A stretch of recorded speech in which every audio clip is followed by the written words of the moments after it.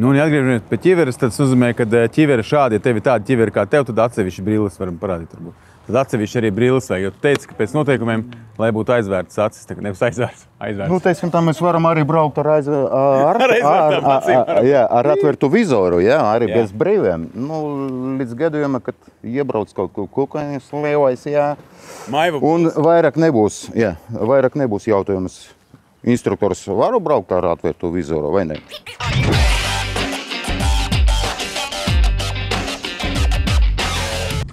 Vai jābūt tiešām tik pro apģērbtam tā kā tu, lai piedalītos moto apmācībā? Kas ir minimālais apģērbs, kas ir jāvelk, kad mācies braukt ar moci? Nu, tas ekipējums, domājot, braukšana endura, tur vairāk pa trasem, pa mežu un tā tālāk, jā. Ja runa iet pa ekipējumu, kur pieteikošies līmenis braukt mācību braukšanu, sakarā notikumu, tas ir ķivere, un ķivere jābūt aizvērtai. Bet kāds gudrs cilvēks, viņš var domāt un parūpēties par savu veselību, jā. Un man bija interesanti, jau sen pamanīju to, ka cilvēki no sākuma, viņi pirka ķiveri. Kāpēc? Vajag. Pēc tam lielākā daļa no vīriešiem ņem jaku. Es nekad nevaru saprast, visu laiku tur problēma ar kājām, jā? Bet viņi ņem jaku, tāpēc, ka tas uzreiz krūtā. Tu jau cilvēks, motociklists, jā? Bet negribu teikt, ka vajag izvēlēt kaut ko tikai vai ceļu sargi, vai elkoņu sargi. Ja godīgi, tas viss vajag, jā, varbūt, bišķiņ letāk, pat parastā, jā, kur cilvēkam vieglāk kustīties, jā. Vajag ķivere, vajag elkoņu sargi, ceļu sargi, ļoti labi, piemēram, arī mugura, un te arī pasargāts, jā, bruņa, jā. Zābaki, ar tādiem zābakiem, teiksim tā, ar mūsiem motocikliem braukt, vajag grūti, jā, tāpēc, tur ir speciāli zābaki braukšanai street motociklam, atmēnot tā. Un ja atgriežamies pie ķiveres, tad tas nozīmē, ka ķivere šādi, ja tev ir tāda ķivere kā tev, tad atsevišķi brilles varam parādīt. Varbūt. Tad atsevišķi arī brilles vajag, jo tu teici, ka pēc noteikumiem, lai būtu aizvērtas acis, tā kā nevis aizvērtas. Nu, teiksim, tā mēs varam arī braukt ar atvērtu vizoru, jā, arī bez brīviem. Līdz gadījumam, kad iebrauc kaut ko kukainis, lievais, jā. Un vairāk nebūs jautājums. Instruktors varu braukt ar atvērtu vizoru, vai ne?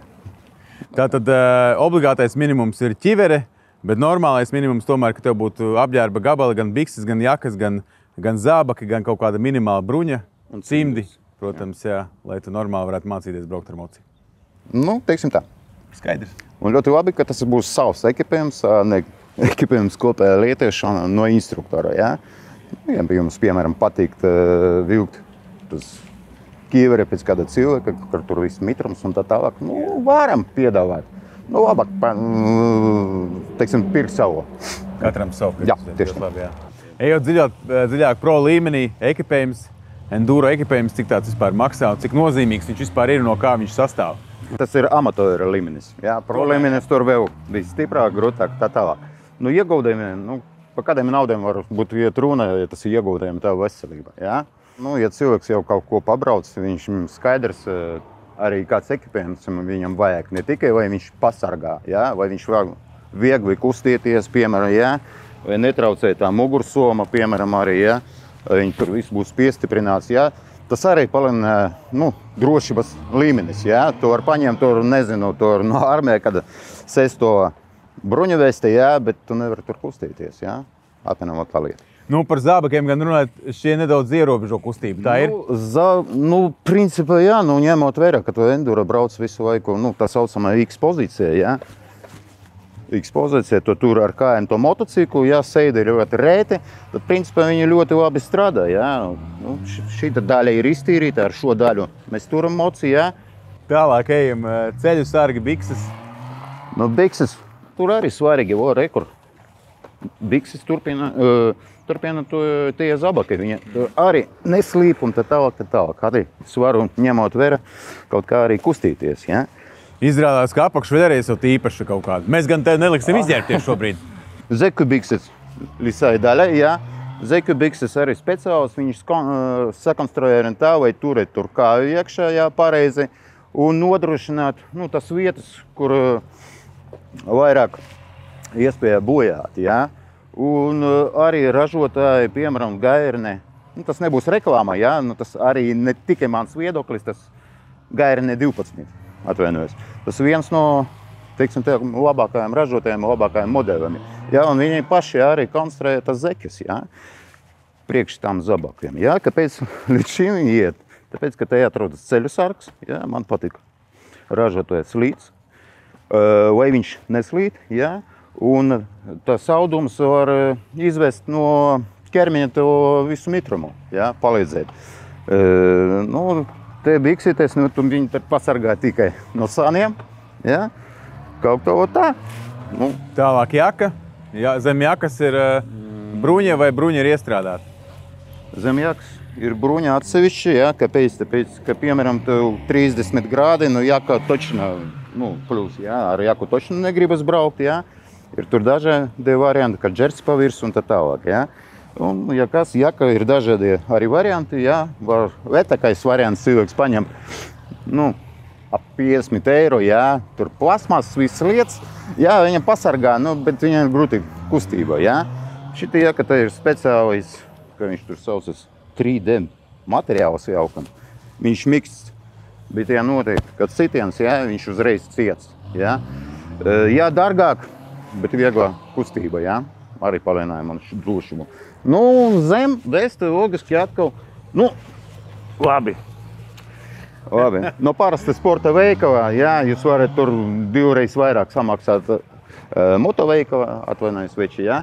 Bet ideja tā paša, mitrums no ķermeņa izvest viņu, apmēram tāda lieta. Šī bruņa ir priekšpusē un aizmugurē. Tieši tā, pēc elkoņa. No tā paša materiāla. Ļoti labi. Jaka pa virsu, jakai daudz kabatas, lai ērti visu salikt. Patīkama funkcija. Nu, ja piemēram, nu ceru, ka tā ne ar mani, ne ar jums nebūs, bet ja jūs palieksiet meža viens un jūs nevarat kustieties, kādas traumas vai to, nu.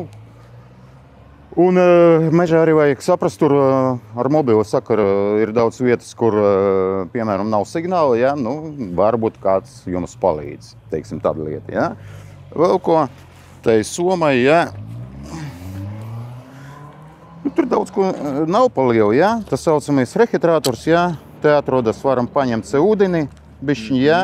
Tur tilpums 2 litri viņa, ja? Tā trūbiņa.